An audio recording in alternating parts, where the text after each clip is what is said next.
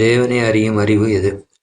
இத்தனை வருஷமாக கடவுளை கும்பிட்டுக்கிற எங்களுக்கு அவரை பற்றி தெரியாதா அப்படின்னு நீங்கள் கேட்பீங்க. இப்படி தான் அந்த காலத்தில் இஸ்ரவேலர்னு ஒரு ஜனக்கூட்டம் இருந்தாங்க. அவங்களும் ரொம்ப தேவ பக்தி உள்ளவங்களாக இருந்தாங்க.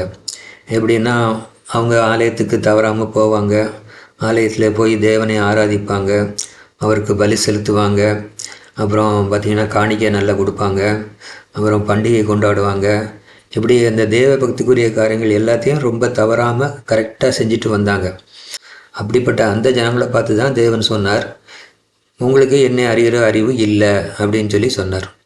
அது மட்டும் சொல்லலை, அதோட என்ன சொன்னார்னா, மாடு கழுதைக்கு இருக்கிற அறிவு கூட அவங்களுக்கு கிடையாதுன்னு சொன்னார். ஏன்னா அந்த மாடு கூட அதனுடைய எஜமான் என்ன நினைக்கிறாரு, என்ன விரும்புகிறாரு அப்படிங்கிறத அதுக்கு கரெக்டாக செய்யும். அதே மாதிரி கழுதையும் அந்த மாதிரி தான் தன் எஜமானின் விருப்பப்படி நடக்கும். ஆனால் அந்த இஸ்ரேல் மக்கள் தேவனுடைய விருப்பப்படி நடக்கலை. அதனால் அவங்களுக்கு தேவனுடைய அறிகிற அறிவு இல்லை அப்படின்னு சொல்லி தேவன் சொன்னார். இந்த தகவலை நீங்கள் வேதாகமத்தில் ஏசாயா 1ஆம் அதிகாரம் 3ஆம் வசனத்தில் பார்க்கலாம். அதனால் இந்த செய்தியை தொடர்ந்து கேளுங்க. அதுக்கப்புறமா உங்களுக்கு தேவனை அறியும் அறிவு இருக்கா இல்லையா அப்படின்னு நீங்களே முடிவு செய்துக்கோங்க. சரி, இப்போ தேவனை அறியும் அறிவு எதுங்கிறத பற்றி வேத வசனம் என்ன சொல்லுதுங்கிறத பார்ப்போம். இதை பற்றி ஒரு வசனத்தில் மிக சுருக்கமாக தேவன் சொல்லியிருக்கார். 2 வரியில் தான் சொல்லியிருக்கார். என்னென்னா, எரேமியார் 22ஆம் அதிகாரம் 16ஆம் வசனத்தை படித்து பாருங்கள்.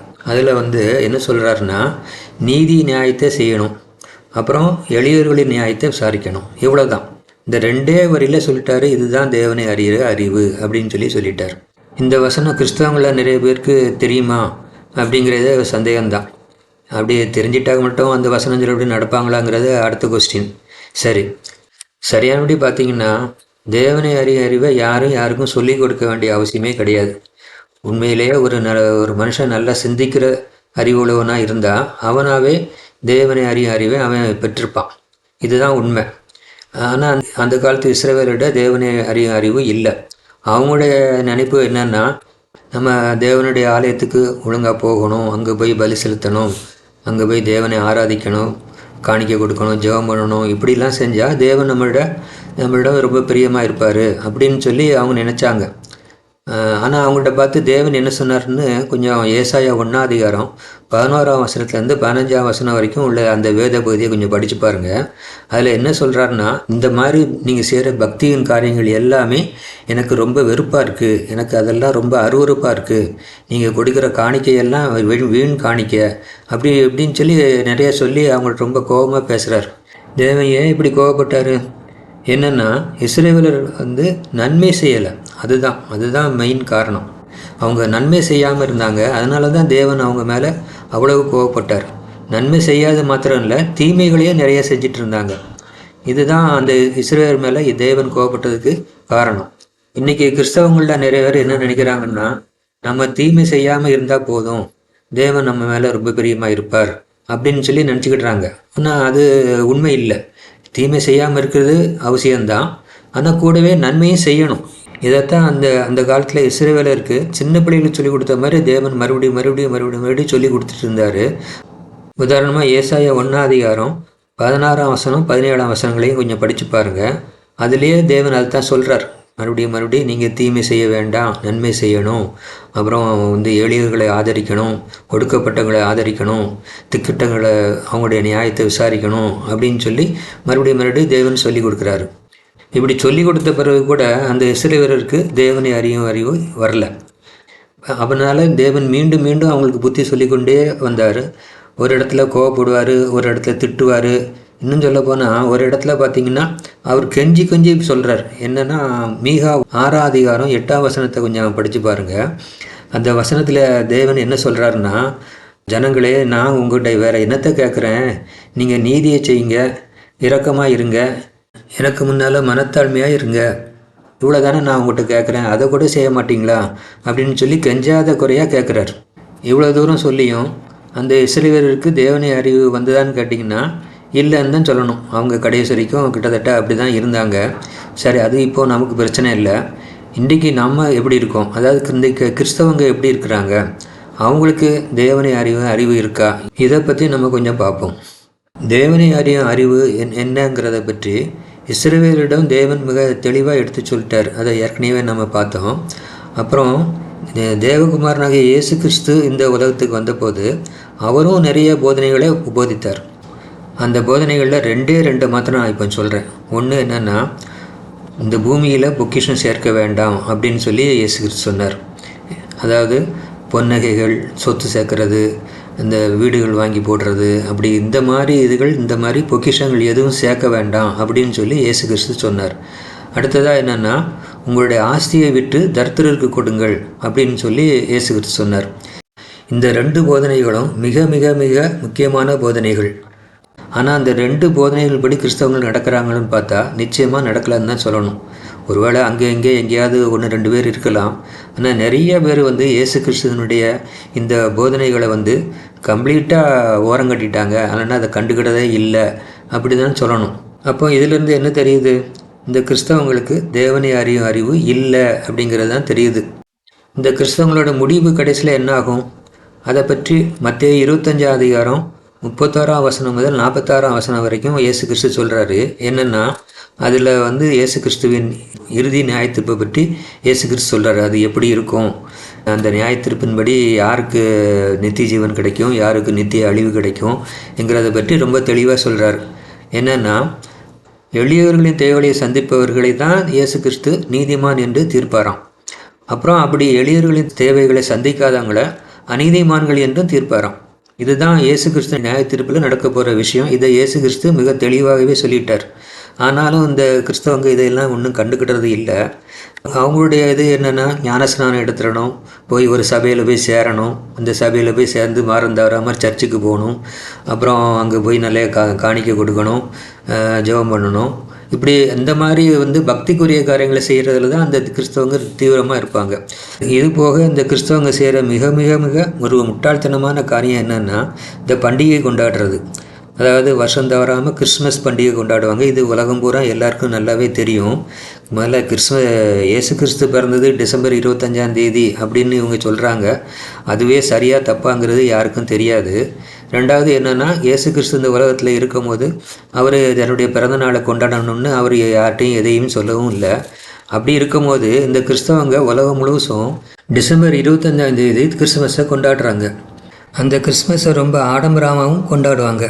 இது எல்லாருக்கும் தெரியும். நம்ம கிறிஸ்மஸை எவ்வளோ ஆடம்பரமாக, எவ்வளோ பணம் செலவழித்து, எவ்வளவு மின் விளக்குகள், அப்புறம் வான வேடிக்கை, அப்புறம் ட்ரெஸ் எடுக்கிறது, நகை வாங்குறது, இப்படின்னு சொல்லி நிறைய செலவழித்து ரொம்ப ஆடம்பரமாக கிறிஸ்மஸை கொண்டாடுவாங்க. தனிப்பட்ட முறையிலையும் சரி, சர்ச்சுகள்லேயும் சரி, அவங்க ரொம்ப பணம் செலவழித்து இந்த ஆர்ப்பாட்டமாக கிறிஸ்மஸ் கொண்டாடுவாங்க.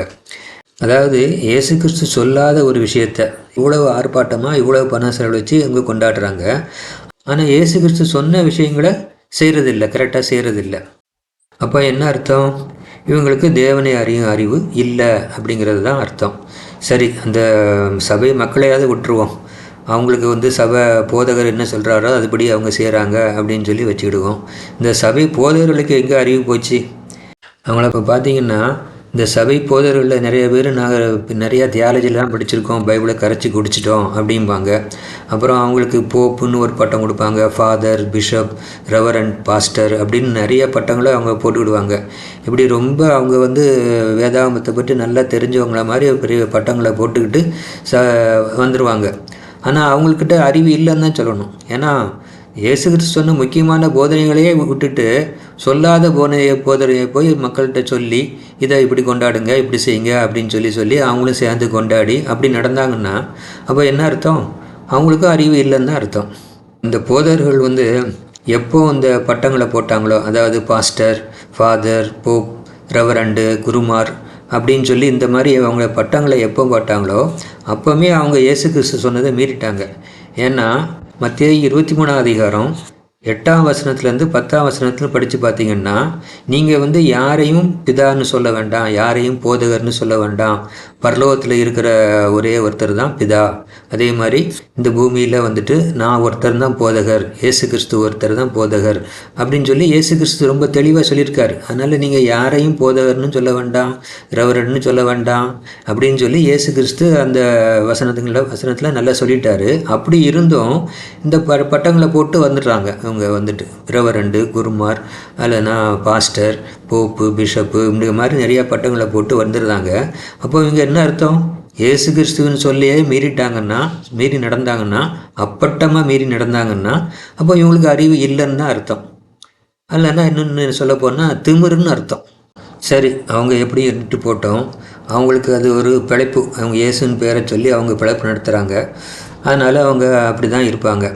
ஆனால் ஒரு தனி மனுஷனை பொறுத்த மட்டும் அவன் தேவனை அறிவை பெறுறதுக்கு யாரும் அவனுக்கு சொல்லித்தர வேண்டிய அவசியம் இல்லை. ஒருவேளை இந்த சபை மக்கள் சொல்லலாம், எனக்கு அந்த சபை பொதுவர் சொல்லித்தரல, அதனால் நாங்கள் இப்படி நடந்துட்டோம் அப்படின்னு சொல்லி அவங்க சொல்லலாம். ஆனால் அப்படி அவங்க சொல்லி தப்பிக்கிறதுக்கு வழி கிடையாது. ஏன்னா எந்த ஒரு தனி மனிதனும் தேவனை அறிவை கண்டிப்பாக பெற முடியும். அவனுக்கு எது சரி எது தப்புன்னு சிந்தித்து முடிவெடுக்கக்கூடிய அறிவு அவனுக்கு எல்லா மனுஷங்களுக்கும் இருக்குது. இதை நம்ம என்ன சொல்லுவோம்னா சொந்த புத்தி அல்லட்டா சுய புத்தின்னு சொல்லுவோம். அந்த காலத்தில் ஒரு பழமொழி சொல்லுவாங்க, ஒன்று சொல் புத்தி வேணும் அல்லட்டா சுய புத்தி வேணும்னு சொல்லி சொல்லுவாங்க. அப்போது இந்த சுய புத்தி மூலமாகவே எல்லா மனுஷங்களும் எது சரி எது தப்புன்னு சொல்லி அவங்க சிந்தித்து முடிவெடுக்க முடியும். சரி, அப்படியே இல்லாட்டாலும் இந்த பைபிளில் தேவனும் இயேசுவும் அந்த தேவனை அறிவு எதுங்கிறத பற்றி நிறையவே சொல்லி கொடுத்துட்டாங்க. அப்போது அதை படித்தாது அவங்க அந்த தேவனை அறிவை பெறணும். அதுவும் இல்லைன்னா அழிவு தான் அவங்களுக்கு முடிவு.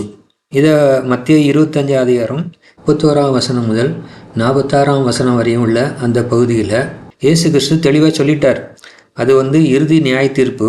அதில் யாருக்கு நித்திய ஜீவன் யாருக்கு நித்திய அழிவுங்கிறத இயேசு தெளிவாக சொல்லிட்டாரு.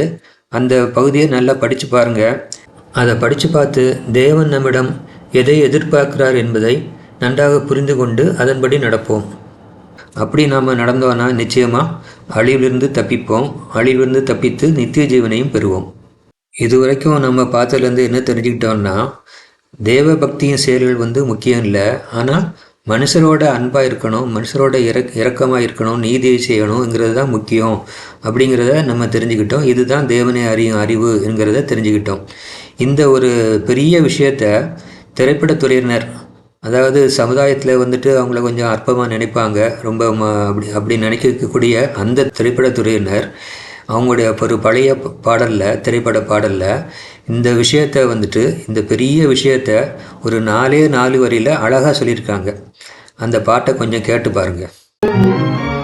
கருணை பொங்கும் உள்ளம் அது கடவுள் வாழும் இல்லம், கருணை மறந்தே வாழ்கின்றார், கடவுளை தேடி அலைகின்றார்.